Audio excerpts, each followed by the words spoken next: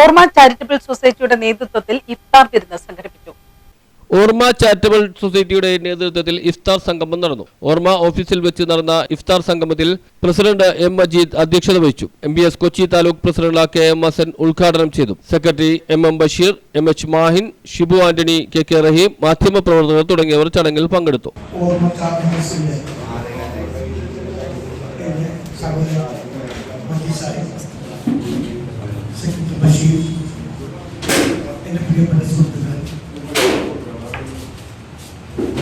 ഇന്നിവിടെ സംഘടിപ്പിച്ചിരിക്കുന്നത്